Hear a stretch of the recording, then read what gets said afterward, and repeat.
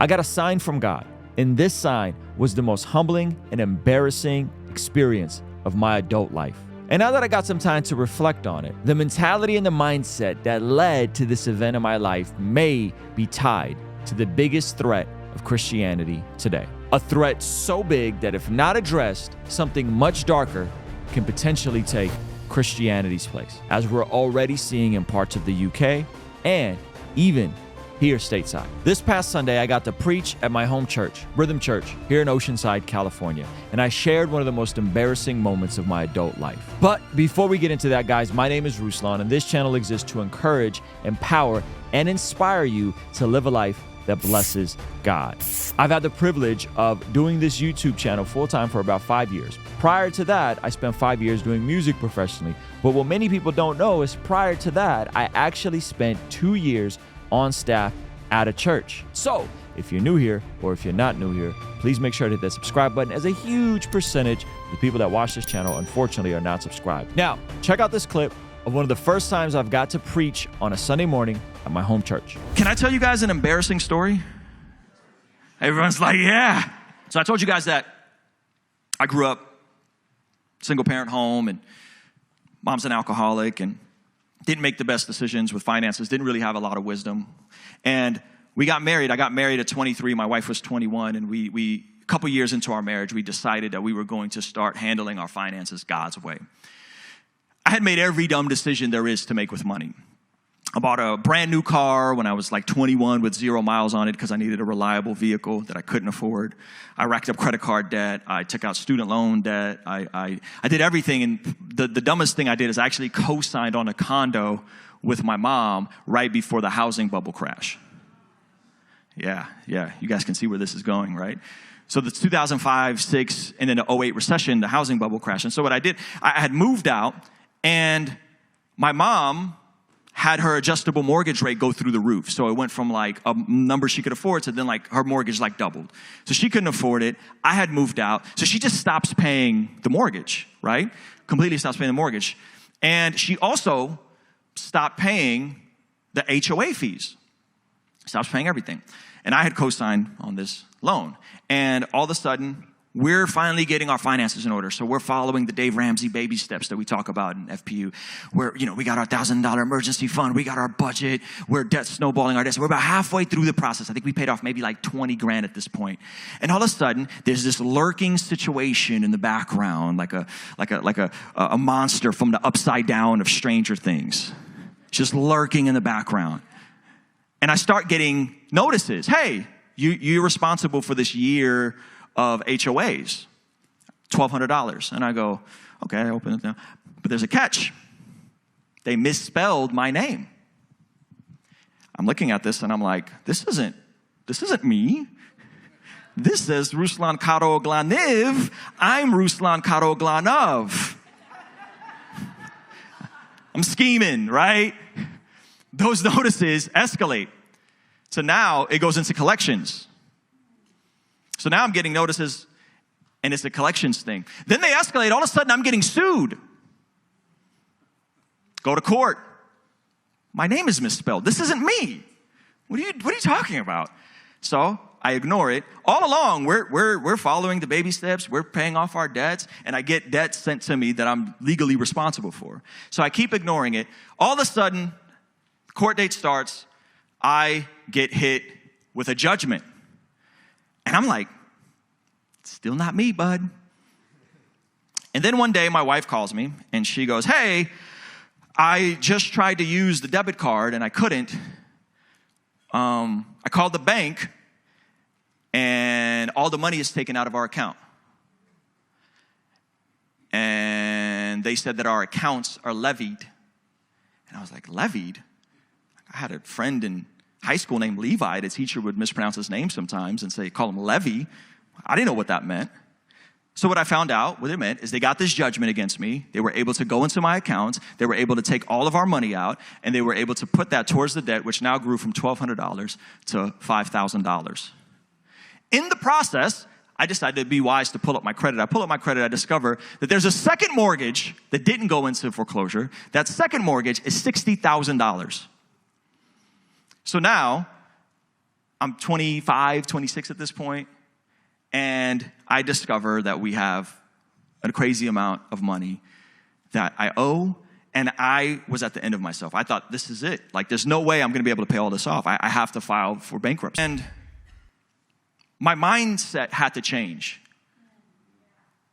I had to remember that God is in the power of restoration and resurrection. I had to start thinking about this conniving way that I was handling money from before I was really walking with Jesus, and some of my communistic tendencies when I was a kid had to die, right? And this is what we see in the scriptures where Jesus says, if you want to follow me, you are to lay down your life, pick up your cross, and follow me. Right? And that word life in the original language is interesting. That word life actually in the original language, it's not like a Zoe life where we see in John 10:10 where Jesus says, I've come to give you life and life in the abundance. That's a Zoe life. That word life in the original Greek actually translates closer to psyche.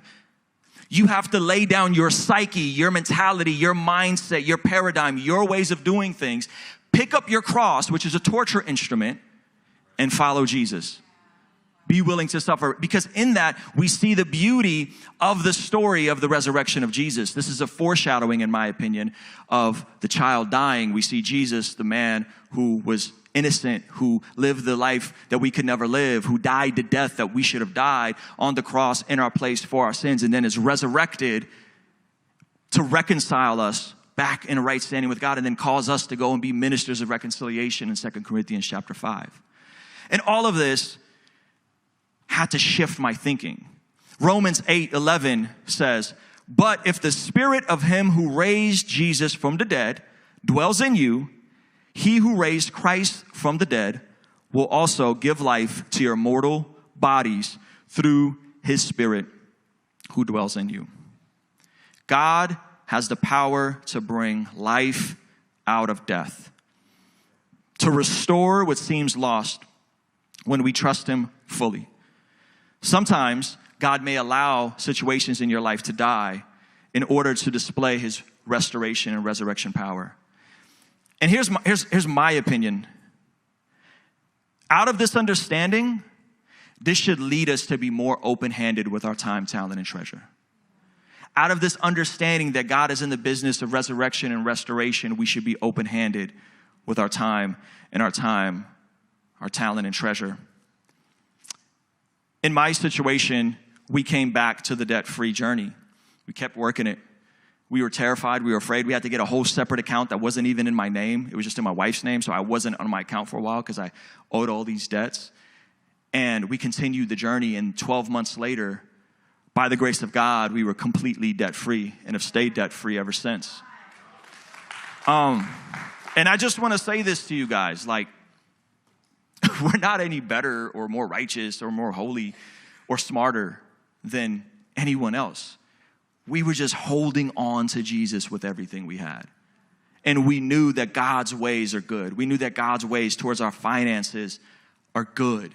So this concept of being open with our time, talent, and treasure is crucial, and oftentimes I see rejected, suppressed, ignored. And what we're really doing is we're ignoring God's ways of how he wants to have us handle our time, talent, and treasure. So if we're not handling things God's ways, what's the opposite? Well, a lot of people are concerned about Christian nationalism. And I don't have a whole bunch of strong opinions about that in this video, but I'll tell you what I'm more concerned with than Christian nationalism is Christian nihilism. Because I think Christian nihilism is when we just grow in despair, check out, don't lean into God's ways, and then we wonder why people aren't going to church as much. We wonder why people aren't as active in serving their communities as much. We wonder why when people think of Christians, we don't think of folks who necessarily love their neighbor. Perhaps this entire time, we haven't been attempting to press into Jesus. We've just been doing one of two things: leaning into Christian nihilism or living out this moralistic, therapeutic deism that has nothing to do with actually following Jesus and following his ways, but has more to do with just kind of having Jesus as an accessory, having our hell insurance, and not leaning into his ways on this side of eternity. So what I think is the greatest threat to Christianity right now is Christian nihilism. It's people becoming more and more sad, depressed, nihilistic, and not actually looking at the good news that we are impacted by if we place our faith in the death and bodily resurrection of Jesus Christ. And quite frankly, if Christians don't lead, if Christians aren't the head and not the tail, you know what? Something else is going to fill that vacuum. We've already seen the byproducts of what happens when the new atheists have consistently pushed to remove God from the institutions and make fun of religion. And now many of them, like Richard Dawkins, are regretting it and saying, oh, I want Christmas carols back and beautiful cathedrals. But we know what's even worse than that is when we vacate our seat in the cultural square, when we check out, when we become more fearful and more full of despair, what happens? Something is going to fill that void. And we're seeing that already in the UK with thousands of mosques being built as thousands of churches are closing. We're seeing that already happen with some of the crazy leftist LGTB type parallel religions that are happening here that are just false versions and perversions of God's actual ways. And all along, Christians are not called to take the back seat because something will fill that void. And Christians are not called to be fearful.